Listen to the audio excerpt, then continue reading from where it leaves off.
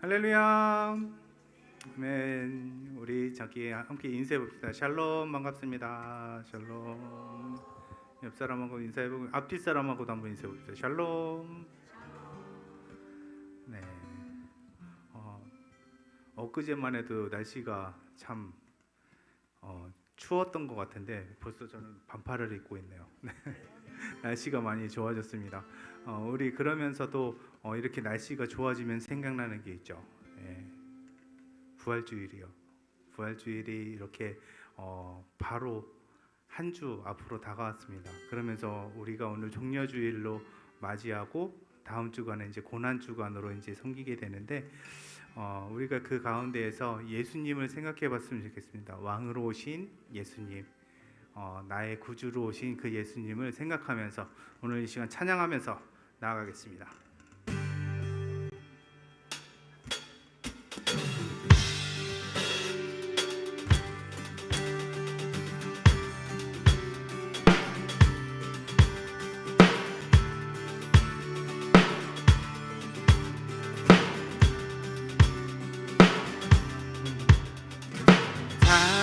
찬양 중에 눈을 들어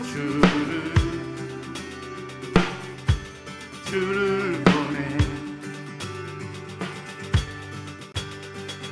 소망 중에 마음 다해 주만 나 바라네. 주님을 볼 때 나에게 힘 주시네. 주님만의 모든 두려 사라져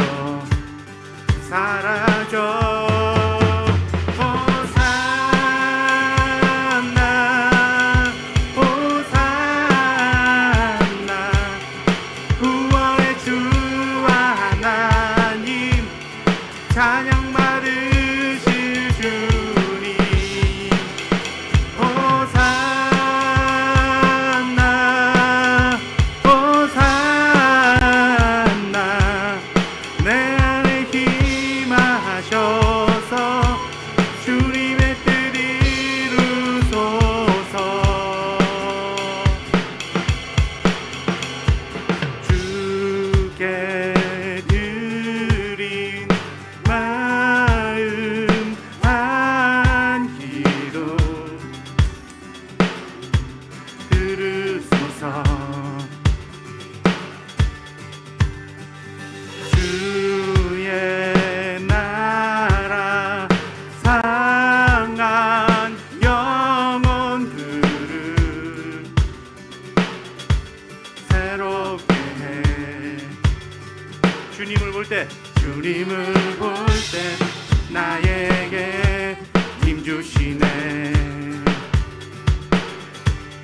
주님만의 모든 두려 사라져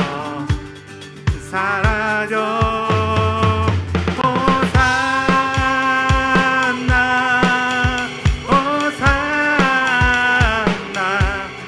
구원의 주 하나님 찬양 받으실 주님 호산나 호산나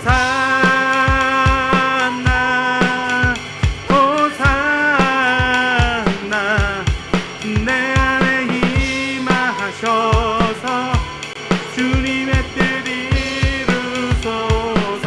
한 번 더 호산나 산나 호산나 구원의 주 하나님 찬양 받으실 주님 호산나 호산나 호산나 내 안에 임하셔서 주님의 뜻 이루소서.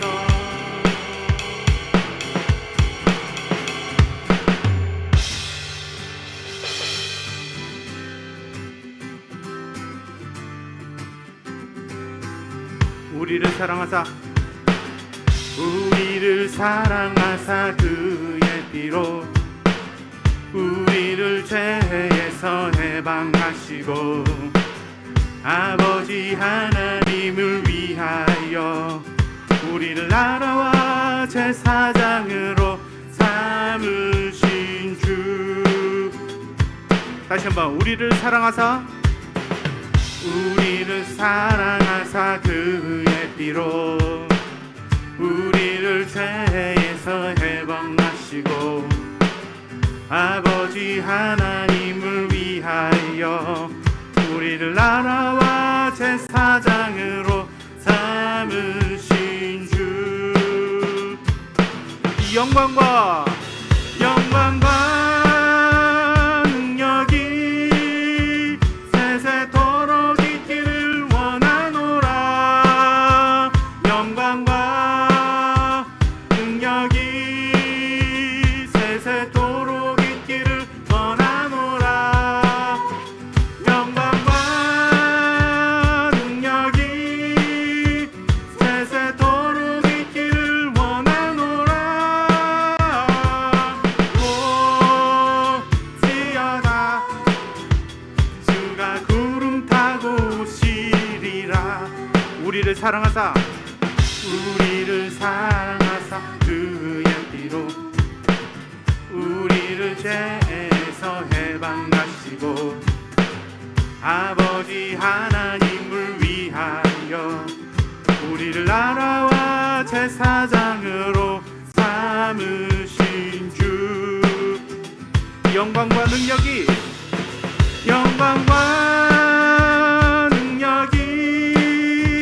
세세토록 있기를 원하노라. 영광과 능력이 세세토록 있기를 원하노라. 영광과 능력이 세세토록 있기를 원하노라. 오시어라 주가 구름 타고 오시리라. 영광과 능력이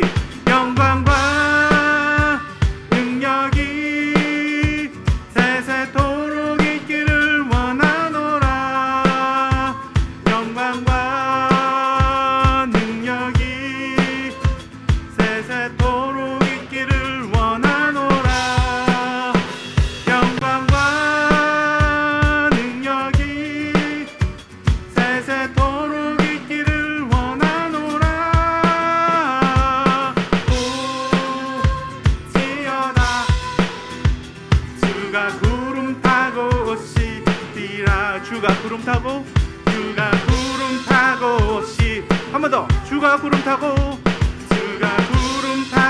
오시리라. 보라 주님 구름 타시고 나팔 불 때에 다시 오시네. 모두 외치세. 이는 은혜의 해니 이 시온에서 구원의 힘. 다시 한번 보라 주님 구름 타시고 나팔 불 때에 다시 오시네. 모두 외치세. 이는 은혜의 해니 이 시온에서 구원이 임하네. 지금은 엘리야 때처럼 주 말씀이 선포되고 또 주의 종 모세 때와 같이 내 언약이 성취되네. 비록 전쟁과 기근과 핍박 환난 날이 다가와도 우리는 광야 외치는 소리 주의 길을 예비하라. 보라 주님 구름 타시고 나팔 불 때에 다시 오시네. 모두 외치세. 이는 은혜의 해니 시온에서 구원이 임하. 보라 주님 구름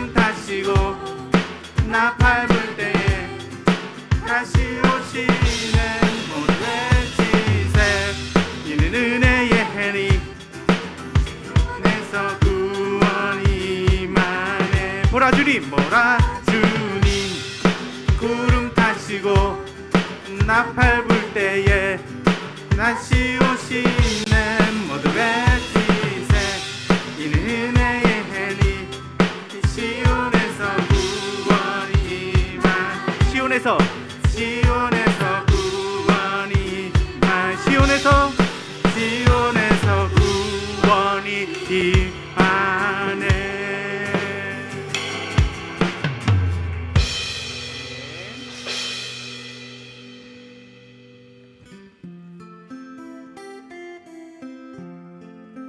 누구 때문에 주님 십자가 지셨나요?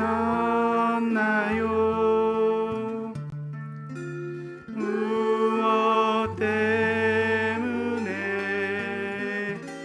주님이 못 박히셨나요? 다시 한번 누구 때문에? 누구 때문에 주님 십자가 지셨나요? 무엇 때문에 주님이 못 박히셨나요? 나를 위하여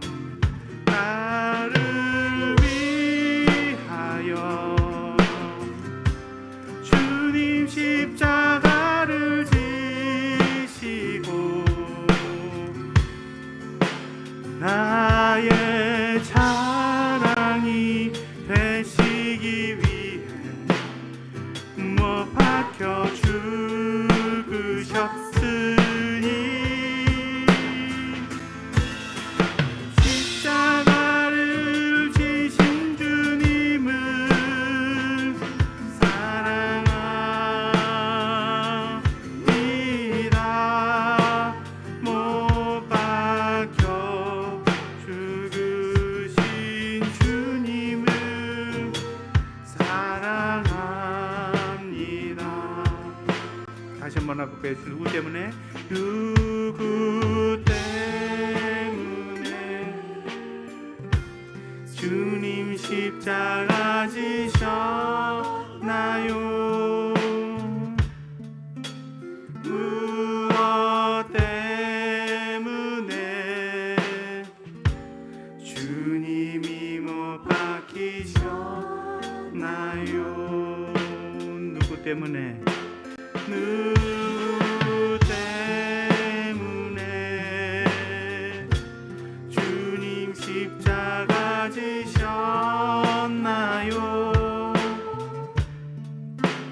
무엇 때문에 주님이 못 박히셨나요? 나를 위하여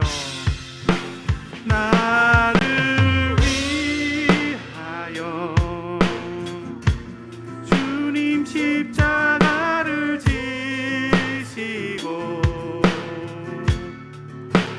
나의 자랑이 되시기 위해 못 박혀 죽으셨으니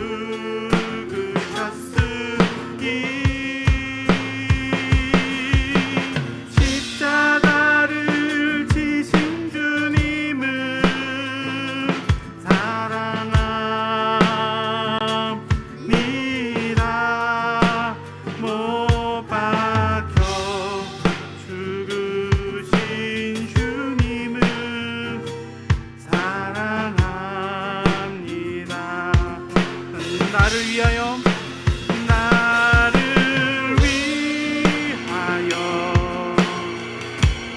주님 십자가를 지시고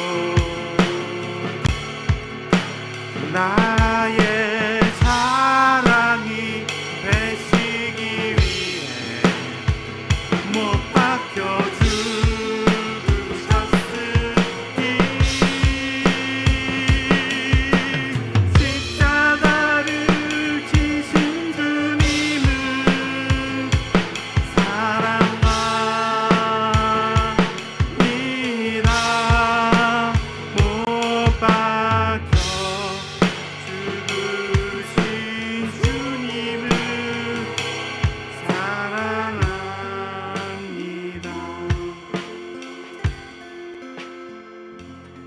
아멘. 자, 우리 부른 이 찬양처럼 누구 때문에 주님께서 십자가를 지셨습니까? 누구 때문에 주님이 못 박히셨습니까? 왕이신 주님을 우리가 고백했습니다. 그리고 우리가 마지막에는 또 못 박히신 왕이신 그 주님을 우리가 찬양하였습니다. 우리가 이 찬양에는 명백하게 나와 있습니다. 주님께서 우리를 위해서 십자가를 지신 이유가 나의 자랑이 되시기 위하심이라고 그렇게 나와 있습니다. 우리가 그 십자가에 못 박히신 주님을 자랑하며 또 사랑하는 시간 되었으면 좋겠습니다. 오늘도 우리가 이렇게 믿음으로 주의를 섬기고 또 이렇게 찬양 예배에 나와서 우리가 찬양하면서 믿음으로 고백하고 나아가며 또 우리가 말씀으로 은혜 받으려 할 때 주님께서 우리에게 한없이 쏟아부어 주시는 그 은혜의 손길을 마주할 수 있었으면 좋겠습니다. 나 때문에 달리신 그 그리스도의 그 사랑을 생각하며 오늘도 십자가에 달리신 주님을 자랑하며 믿음으로 나아가는 우리 모두가 될 수 있도록 도와주시옵소서.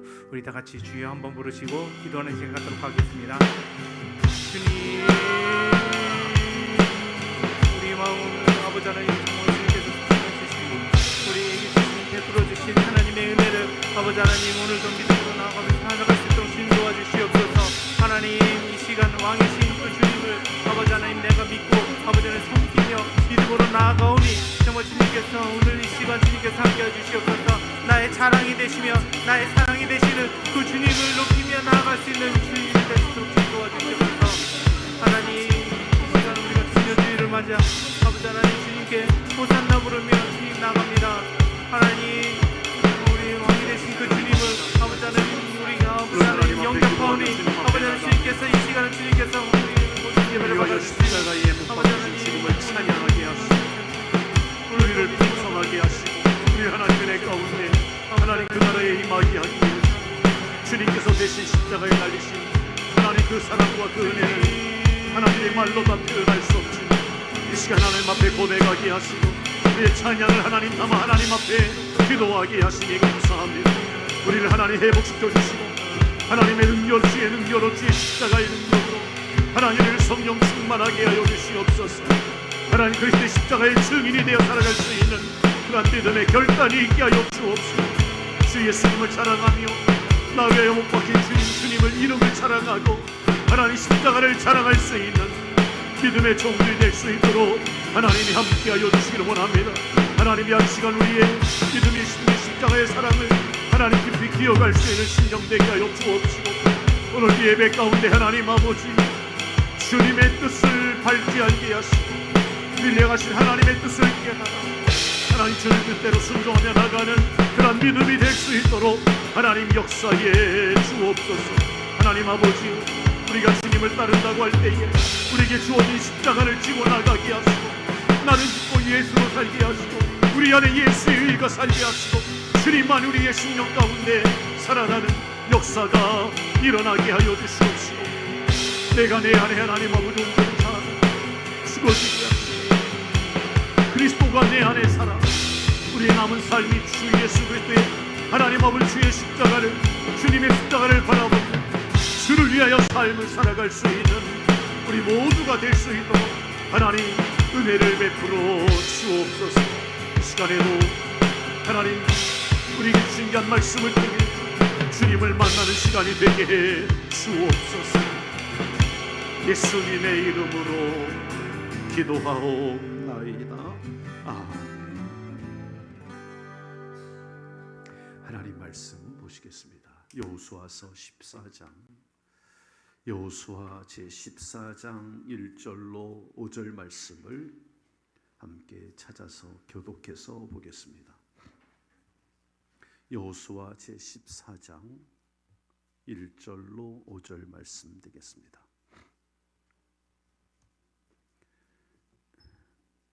한 절씩 교독하겠습니다.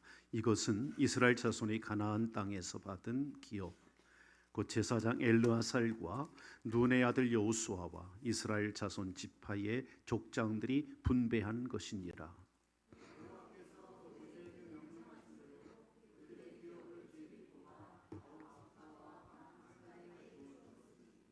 이는 두 지파와 반 지파의 기업은 모세가 요단 저쪽에서 주었으며 레위 자손에게는 그들 가운데서 기업을 주지 아니하였으니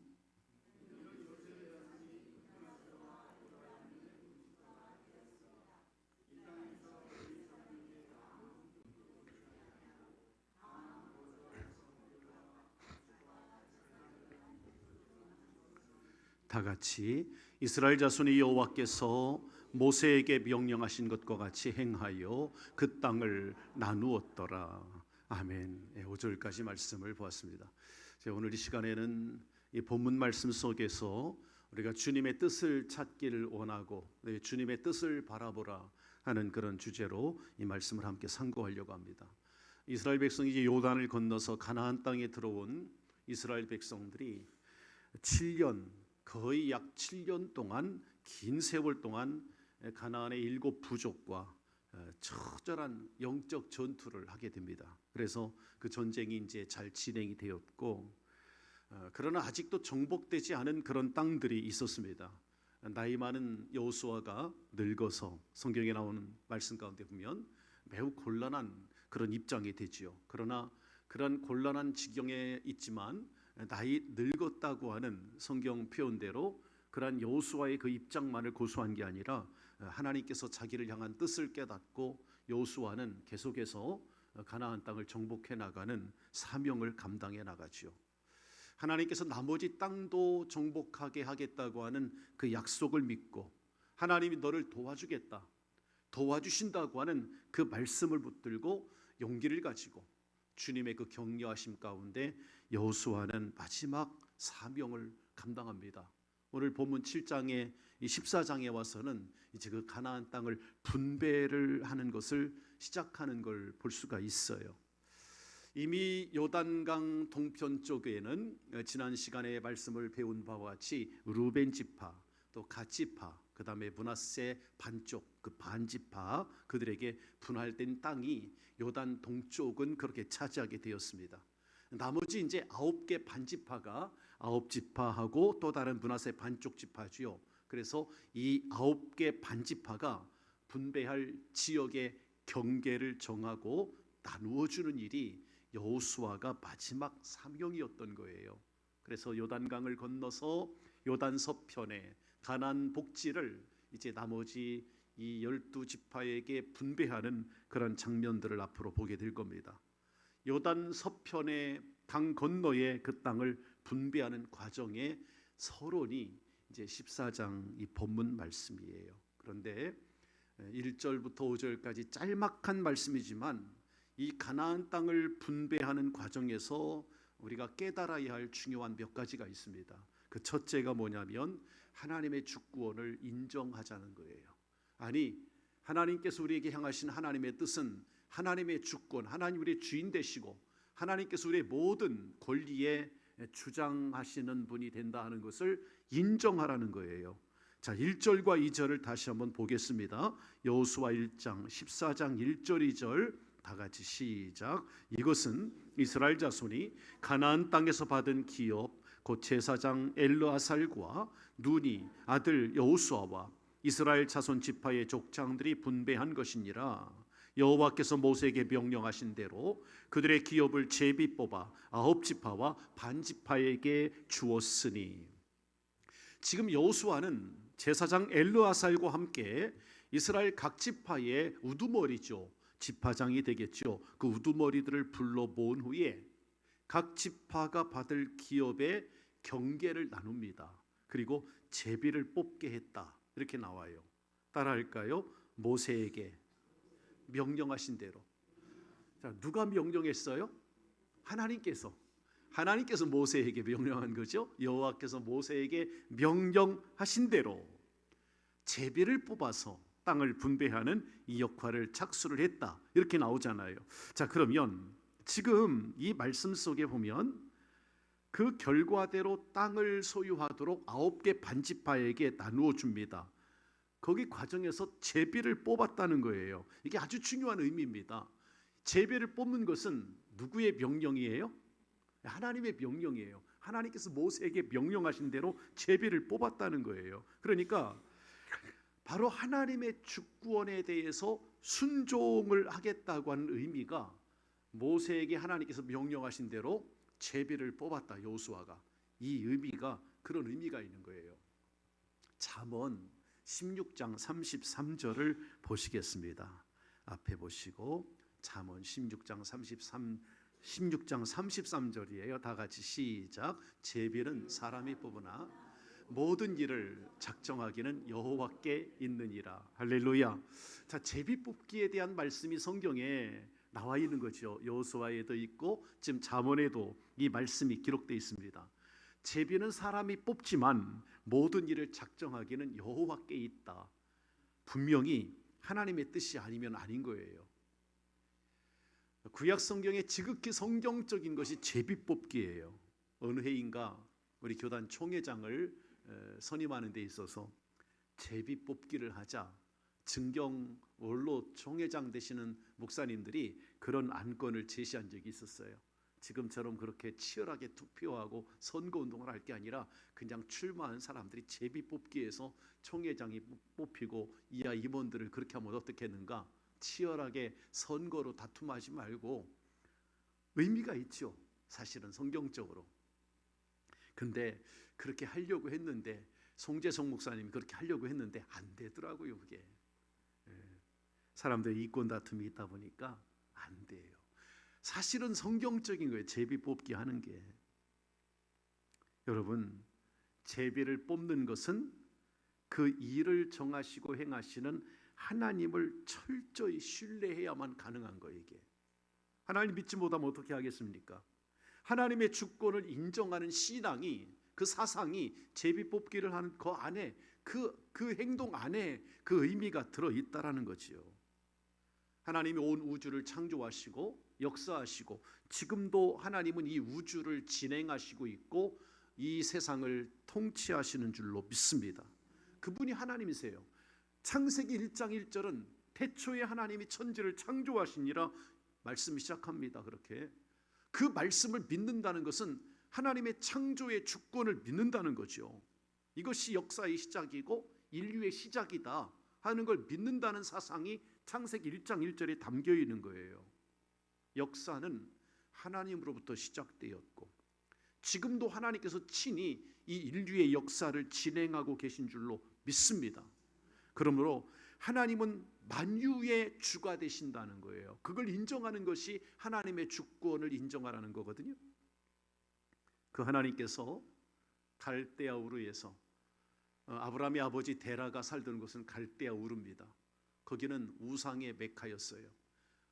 각종 우상, 드라빔, 이 우상을 만들어서 팔던, 드라빔이라고 하는 우상을 조각을 해서 만들어 팔던 우상 장사가 아브라함의 아버지 데라의 직업이었죠. 자, 그렇게 우상을 섬기며 평범하게 살던 아브라함을 하나님이 부르셨습니다. 그리고 가나안 땅을 보여주셨습니다. 너와 내 후손에게 이 땅을 주리라 약속하셨던 그 하나님께서 이제 지금 여호수아, 여기 가나안 땅을 정복하고 분배하는 이 과정이기까지는 아브라함을 부른 이후로 500년의 세월이 흐른 거예요. 500년 만에 아브라함에게 약속하신 하나님의 그 뜻이 이스라엘 백성들로 하여금 가나안 땅을 정복하게 하고 그 땅을 차지하게 한 것이거든요. 그러나 이 땅에는 이미 이스라엘 백성들이 들어오기 전에 이 땅에 정착하고 살고 있었던 사람들이 있었어요. 가나안의 7 부족들이죠. 그들이 이스라엘의 부당한 침략에 대항을 하고 저항을 한 거지만 결국 이스라엘의 전쟁에서 이 가나안의 7 부족은 패배를 한 겁니다.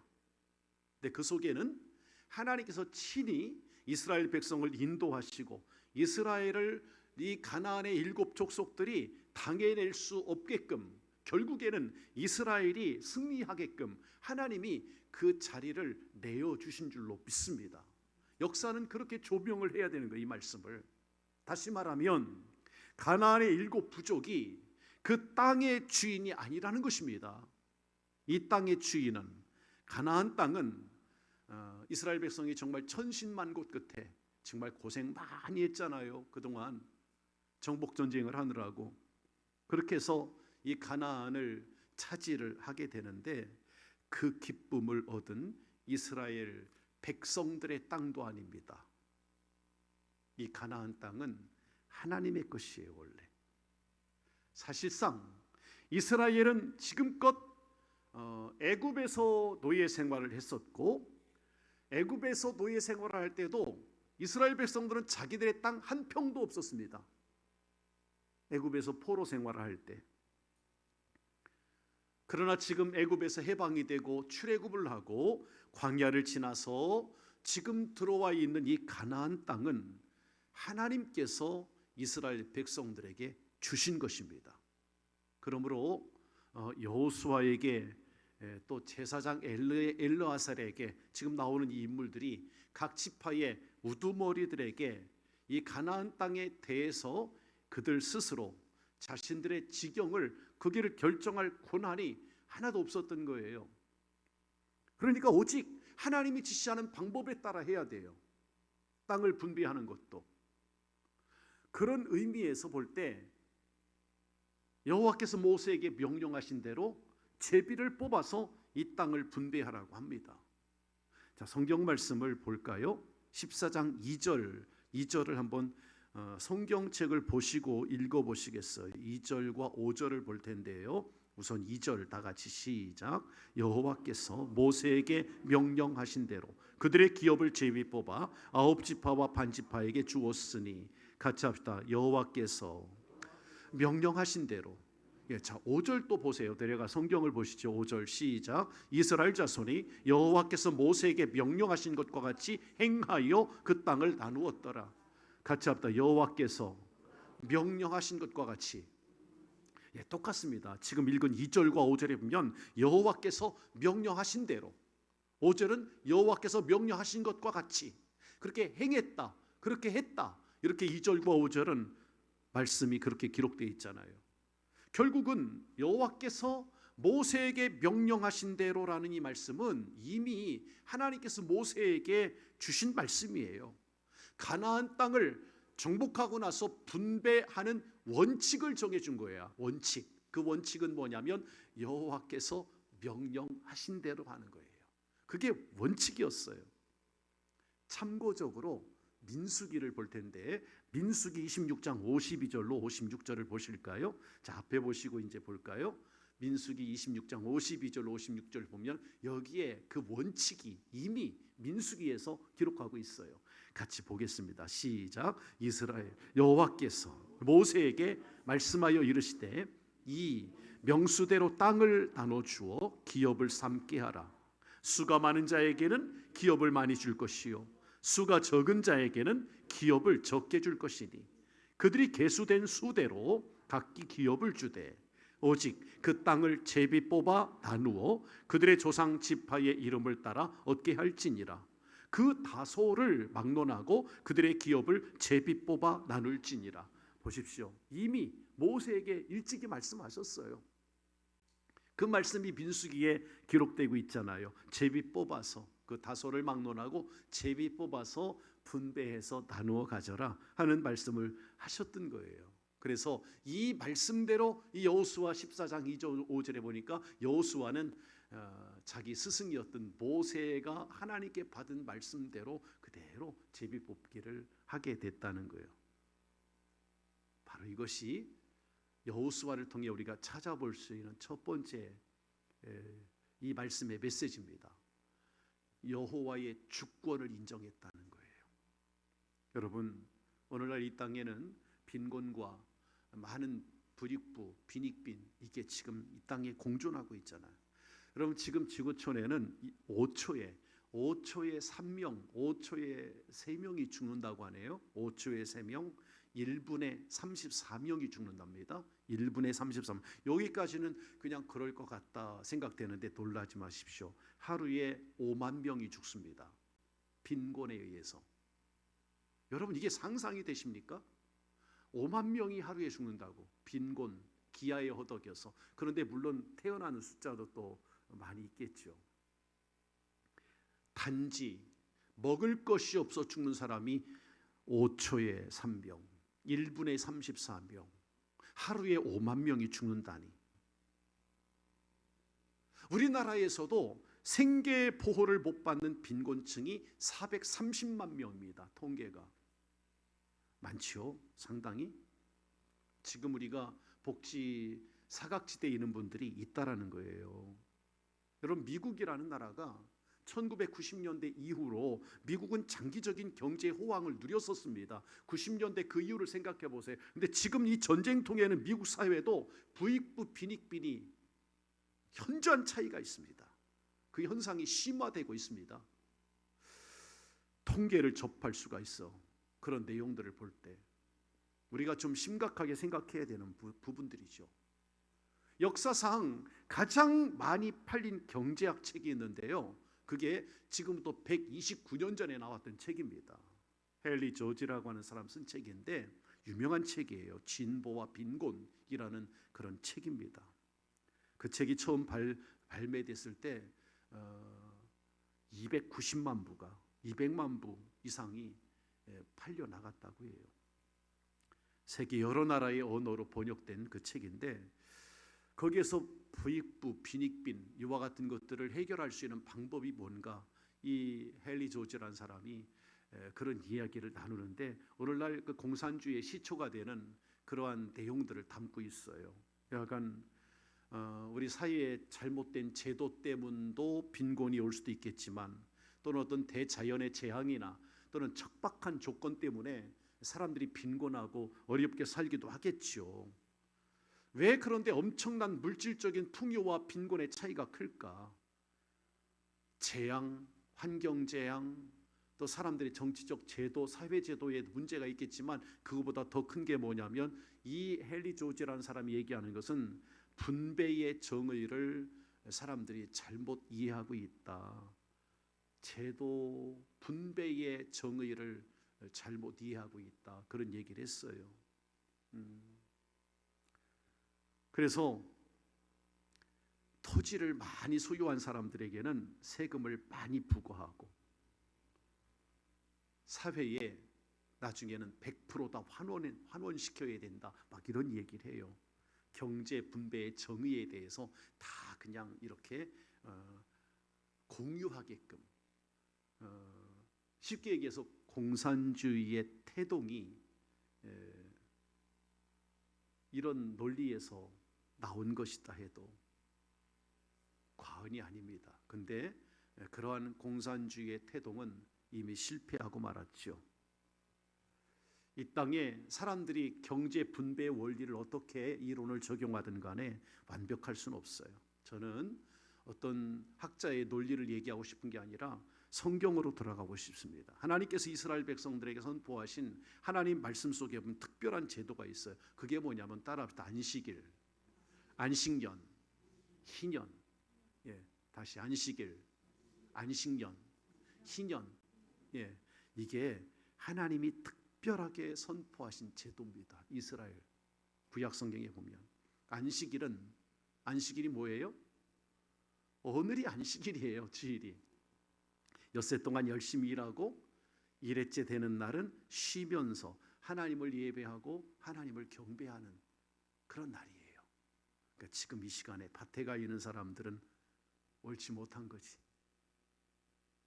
이 시간에 하나님 앞에 예배해야 하는 시간인데 여러분 생각해 보세요. 여러분 일주일 동안 지금도 직장에서 5일 근무를 하고 있는데 하루도 안 쉬고 일주일을 계속해서 팽팽 우리 삶이 그렇게 돌아간다면 직장 생활을 하든 뭘 하든 사람 못 살 거예요. 아마 굉장한 스트레스가 오고 육체에 그런 질병 이와 같은 것들이 찾아올 겁니다. 하루도 정신적으로 쉬지 못한다면.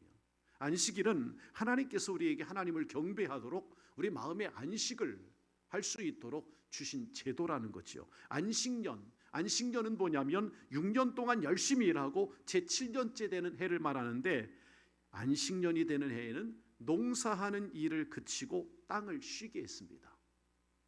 구약에 보면 여기서 땅에게 쉼을 준다는 게 뭐냐면 인간이 사용하고 있는 이 땅이 인간의 것이 아니라 하나님의 것임을 인정한다는 거예요. 우리가 땅을 일구어서 우리가 농사를 짓고 먹고 삽니다. 그런데 이 땅도 하나님의 것이라는 거예요.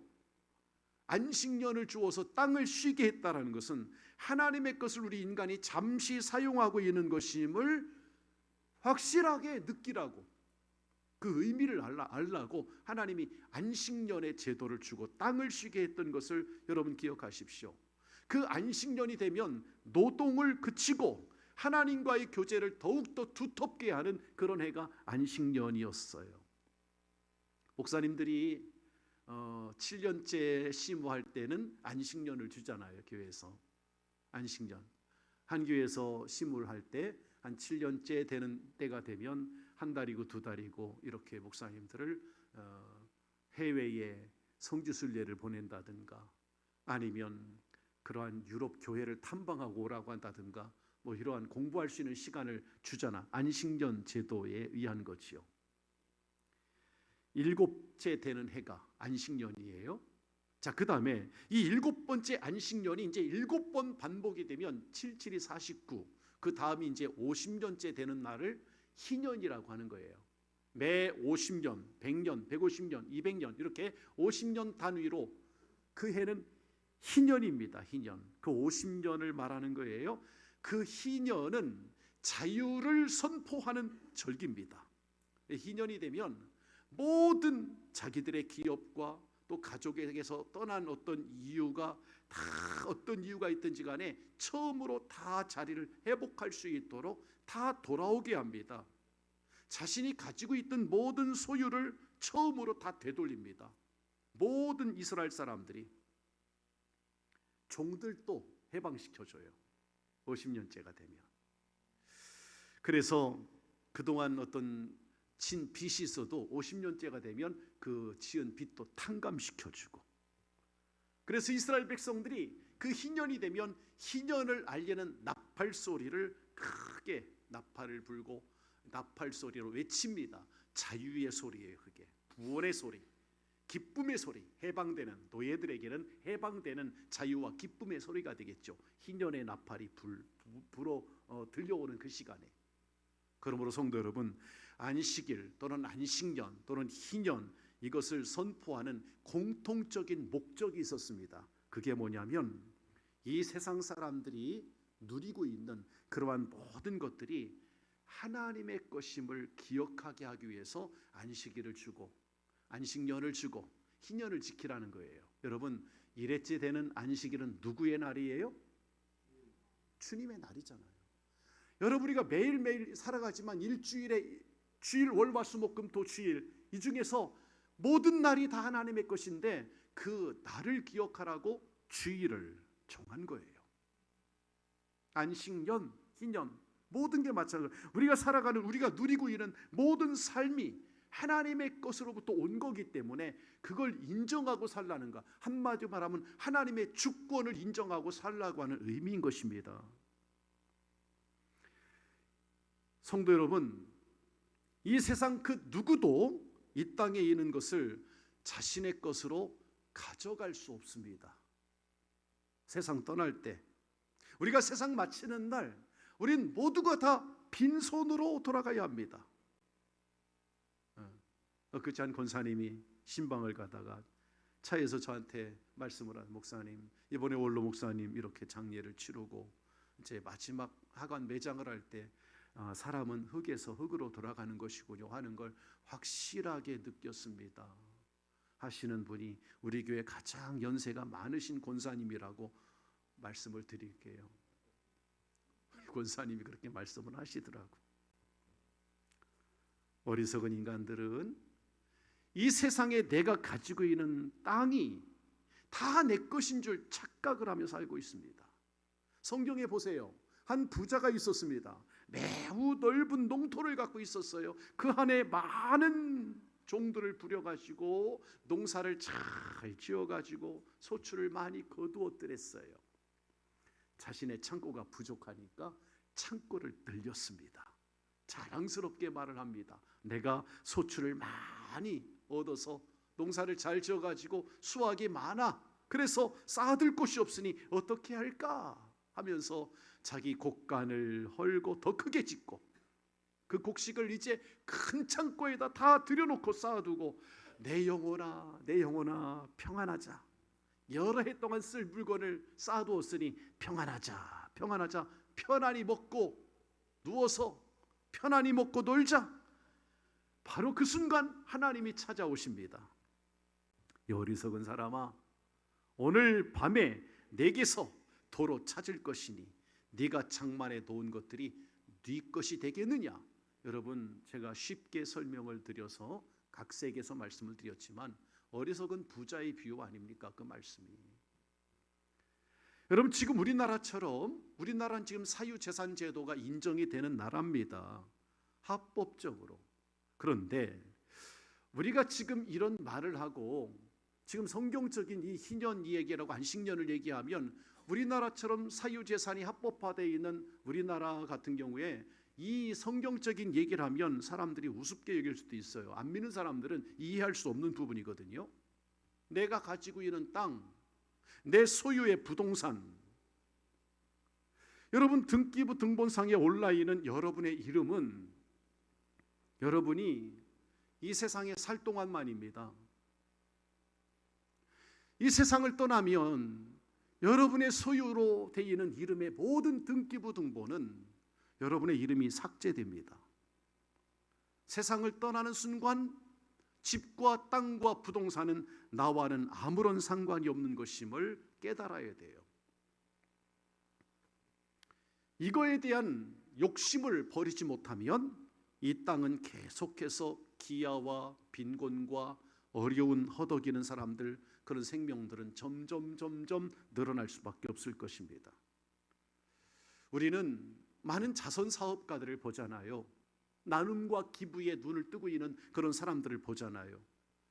그들 때문에 세상이 밝아지고 많은 사람들이 살아나는 역사가 있잖아요. 그러니까 우리는 이 세상에 대해서 지금 내 것에 대해서, 여러분, 내가 갖고 있는 내 몸이 내 생명이 내 거라고 생각하고 자녀가 내 거라고 생각하고 땅이 내 거라고 생각하고 이 모든 것 그 착각입니다. 여러분 생각해 보십시오. 이 세상에 대한 모든 소유권은 하나님께 주권이 있고 그 모든 것은 하나님의 것임을 인정하셔야 돼요. 나의 생명도 하나님의 것인 거예요. 내 자녀도 하나님의 것인 것이에요. 우리 모두가 내가 가진 것에 대한 이 욕심을 버려야만 하나님께서 원하시는 이 분배의 정의가 세워질 수 있어요. 어떻게 제비 뽑아서 나눠줍니까? 여러분 상상이 가십니까? 우리나라가 지금 제비 뽑아서 땅을 이렇게 나눠준다면 진짜 많은 사람들이 각축전을 벌이고 싸울 거예요. 쉽지 않은 거예요. 근데 지금 이 본문 여호수아 14장에서 볼 수 있는 이스라엘 백성들과 여호수아의 그 마음은 하나님의 주권을 철저히 인정하는 그러한 모습이었던 것이죠. 우리는 주님의 뜻을 바라보고 그리고 우리의 생명도 재산도 자녀도 모든 주권이 주 하나님께 있음을 믿고 겸손히 고백할 수 있기를 주의 이름으로 축원합니다. 그래요. 그렇게 하면 하나님이 지켜주실 거예요. 여러분, 내가 지키는 것보다 하나님이 지켜주실 때 자녀도 지킬 수가 있고, 저도 목회를 해보니까 교회를 제가 제 힘으로 목회를 안 돼요. 목사가 제 힘으로 자기 힘으로 목회를 한다고 하면 안 됩니다. 주님께 맡겨야 돼요. 목회도 주님께 맡겨야 되고, 여러분 자녀들도 주님께 맡기시기를 바랍니다. 그게 참 큰 믿음이요. 김석균 목사님이 같이 식사를 하면서, 그분 연세가 지금 한 70 정도 되셨어요. 김석균 목사님, 그 복음성가 그 작곡가 말이에요. 한번 식사하면 저한테 그러더라고. 목사님, 자녀들을 다 주님께 맡기셔야 합니다. 그분이 뭐 인생의 선배시니까 그런 말을 충분히 할 수 있죠. 자기는 그렇게 했다고 하더라고요. 그러면서 이제 저보다 한 10살 많으니까 그분의 그 말씀이 그 당시에 깊이 있게 마음에 들려왔어요. 그렇지, 모든 생명, 재산, 자녀, 우리의 모든 주권 다 하나님께 맡겨야지. 목회자가 돼가지고 그걸 하지 못한다면 제 자신이 정말 부끄럽더라고요. 성도 여러분, 하나님께 맡기면 하나님께서 더 풍요롭게 여러분 마음에는 안식도 주시고 기쁨도 허락하실 줄로 믿습니다.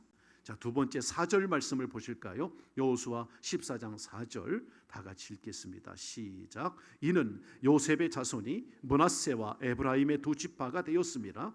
이 땅에서 레위 사람에게 아무 분깃도 주지 아니하고 다만 거주할 성읍들과 가축과 재산을 위한 목초지만 주었으니.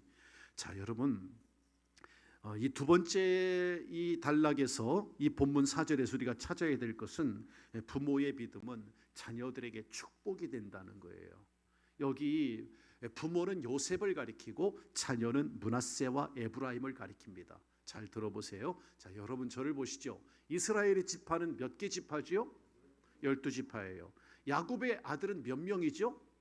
12명입니다. 그러면 야곱의 12아들들의 이름들을 따라 이스라엘의 12지파 공동체를 이루는 거거든요. 자, 그러면 야곱의 아들이 아닌 두 사람이 등장합니다. 성경을 찾아보시겠어요? 창세기 35장 23절을 함께 보시겠습니다. 찾아서 보시죠. 창세기 35장 23절.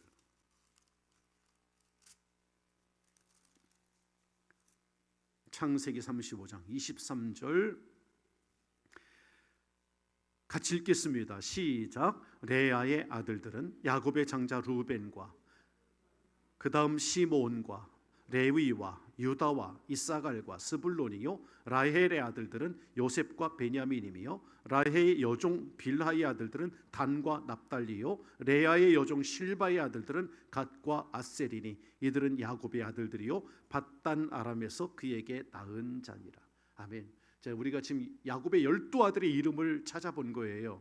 루벤, 시므온, 레위, 유다, 이사갈, 스불론, 요셉, 베냐민, 단, 납달리, 갓, 아셀, 이렇게 12명이야.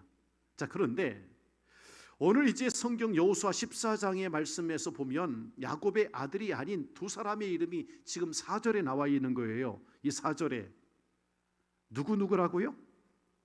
므낫세와 에브라임. 예, 므낫세와 에브라임. 자, 므낫세와 에브라임은 누구의 아들이에요? 그러면 요셉의 아들이란 말이에요. 그런데 이미 요단 동편 땅은 루벤과 갓지파와 므낫세 반지파에게 나누어 줬단 말이에요. 여기 므낫세를 반쪽을 잘라서 므낫세 지파에서 반쪽을 이 요단 동쪽에, 거기에 루벤 지파, 갓지파, 므낫세의 반지파, 반쪽 지파만 거기를 나누어 준 바 되었습니다. 이제 요단 강을 건너서 서쪽 땅을 분배할 때 나머지 이제 9개 지파와 이 므낫세에서 반지파 남았잖아. 므낫세 반지파까지 해서 9개 반지파가 이제 요단 서쪽에 있는 이 가나안 땅을 이제 차지하게 되고 분배를 하게 되는 거예요. 그런데 여기 보면 레위 지파는 빠집니다. 지난주에 우리가 말씀 나눴잖아. 레위 지파는 기업이 누구라고요? 하나님이라고. 레위 지파는 땅이 있었어 없었어요? 없었어요. 그들은 오직 하나님만 바라보는 기업을, 하나님을 기업으로 삼고 살아가는 사람들이에요. 그러니까 이 요단 서쪽의 땅을 분배할 때 레위 지파는 빠집니다. 지금 4절 하반절에도 나오잖아. 그래서 레위 지파는 하나님이 기업이 되고 하나님이 분깃이 됨으로 인하여 땅을 기업으로 받지 않았습니다. 그래서 한 지파가 남지 않습니까? 그때 레위 지파가 차지해야 될 그 땅을 누가 차지했냐면 요셉의 두 아들인 므낫세와 에브라임, 이 두 자녀가 그 땅을 실제적으로 분배를 받습니다. 그래서 이 가나안, 요단 건너 서쪽에는 가나안 땅을 차지한 그러한 사람들은 같이 합시다. 루벤, 시므온, 유다, 이사갈, 스불론, 베냐민, 단, 납달리, 갓, 아셀, 므낫세, 에브라임, 이렇게 해서 12개가 이 땅을 차지하게 12지파가 된 거예요. 자, 여기서 중요한 게 있어요. 므낫세와 에브라임의 아버지가 누구라고 했죠? 요셉이란 말이에요. 요셉은 요셉의 얘기로 이제 돌아가십시다. 요셉이 17살 되던 해에 하나님이 주신 꿈과 비전을 갖잖아요. 그래서 그 꿈과 비전에 사로잡혀서 요셉이 꿈을 가지고 살아가다가 형제들의 시기와 형제들의 그 온갖 수모 때문에 애굽에 팔려가잖아요. 고생을 하죠. 모함을 당하기도 하고 감옥에 갇히기도 하고 이유 없이 당한 모진 고난의 시절을 보낸 게 이 므낫세 에브라임의 아버지 요셉입니다. 요셉은 17살 그 어린 나이 때부터 온갖 그런 고난을 당한 거예요. 그런데 이 애굽에 팔려가서 종살이하고 감옥살이하고 어려움을 겪으면서도 하나님을 향한 신뢰와 하나님을 향한 주권과 이 꿈과 그 비전을 잊지 않았어요. 잃어버리지 않았어요. 요셉은 정말 믿음을 붙잡고 살아갑니다. 그런 요셉을 이제 가나안 땅에 흉년이 들었을 때 이 요셉의 고향 야곱의 12형제들이 가나안 땅에 살잖아. 흉년이 들었어. 곡식을 구하러 요셉이 지금 국무총리로 있는 이 애굽까지 양식을 구하러 오잖아요. 그때 요셉이 자기 형제들을 따뜻하게 맞아줍니다. 그리고 거기에서 자기 형제들이 이 애굽에서 토대를 삼고 큰 민족으로 성장할 수 있도록 결국 이 이스라엘 백성들이 200만 명까지 성장할 수 있도록 그 토대를 마련해 준 사람이 요셉이에요. 알고 보면. 그러니까 이스라엘 건국에 있어서 민족 형성에 있어서 지대한 공로를 한 사람이 요셉이라고 볼 수 있어요. 바로 그 요셉의 두 아들이 여기 14장 4절에 나오는 므낫세와 에브라임이란 말이에요. 나중에 야곱이 나이 들어 죽으면서 야곱의 12아들들을 이렇게 두 손들어 축복할 때에 이 므낫세와 에브라임을 양자로 삼습니다. 야곱이 자기 아들처럼, 사실은 요셉의 아들이니까 손잡벌인데, 그래서 두 지파의 몫을 누리게끔 그렇게 축복해 주죠. 자, 그러면 여러분 제가 질문 드리겠습니다. 이 므낫세와 에브라임이 그들이 받은 은택은 누구 때문이에요? 그렇지, 아빠 때문인 거야. 아버지 요셉 때문에. 요셉의 비전과 그 큰 믿음 때문에 그에 대한 하나님의 응답으로 이 가나안 땅을 정복하고 분배할 때 므낫세와 에브라임이 그 땅을 복을 받게 된 거죠. 그 땅을 차지함으로. 그러므로 성도 여러분, 아버지 다윗 때문에 솔로몬 시대에 평화와 안식과 번영을 누리잖아. 다윗이 잘했기 때문에 솔로몬이 복을 받은 줄로 믿습니다. 정말 감격스러운 모습 아닙니까? 그게? 여러분, 윤형주 장로 아시죠? 저는 윤형주 장로님 목소리를 들으면 정말 머리가 맑아지는 것 같아요. 그분의 노래소리는 진짜, 옛날 통기타 가수 윤형주 장로님은 진짜 노래를, 그 목소리가 아주 미성입니다. 그분이 미국에서 공부하고 있는 자기 아들 희원이라는 아들이 공부하고 있는데, 이분이 지금은 뭐 우리가 카톡으로도 얼마든지 메시지를 주고받고 지금은 이 SNS 통신 수단이 굉장히 발달돼 있지만, 옛날에 이 장로님 지금 연세가 많으시거든요. 고령이시잖아요. 그런데 자기 아들이 미국에서 유학을 하고 있을 때 아들에게 어느 날 새벽 기도를 하는데 하나님이 음성을 들려주시는 거예요. 장로님께, 윤영주 장로님께. 너는 왜 네 아들을 말씀으로 안 가르치느냐? 이런 음성을 들려주시는 거예요. 너 장로잖아. 네 아들을 왜 말씀으로 안 가르치냐? 이런 음성을 들은 거예요. 그래서 아니 하나님, 제 아들이 지금 저 비행기를 타고 와도 16시간 이상 가야 있는 미국에 있는데 제가 어떻게 말씀을 가르칩니까? 한국에 있을 때도 별로 제가 변변치 않게 말씀을 가르치지 못했습니다. 그러고 이제 새벽 기도를 마치고 집으로 돌아온 거예요.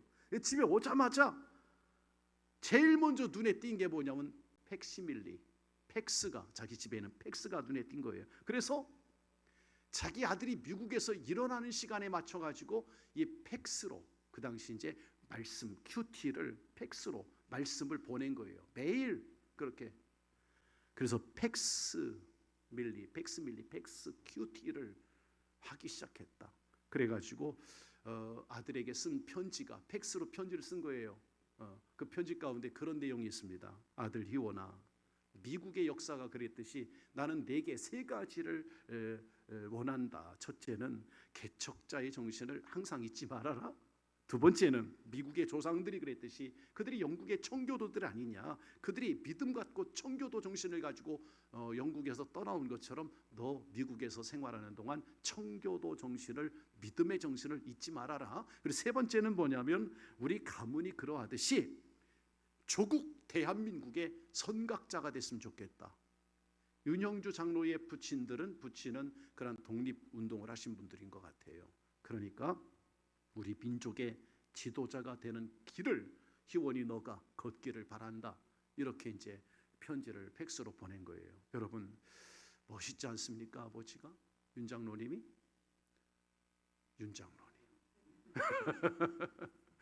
멋있잖아요. 예. 이것이 신앙의 축복인 줄로 믿습니다. 우리 이런 걸 부러워해야 돼요. 성도 여러분, 여러분의 꿈과 믿음이 커지기를 바랍니다. 그러면 여러분의 자녀들의 시대에 풍성한 므낫세, 아브라함이 누리는 축복이 나타날 줄로 믿습니다.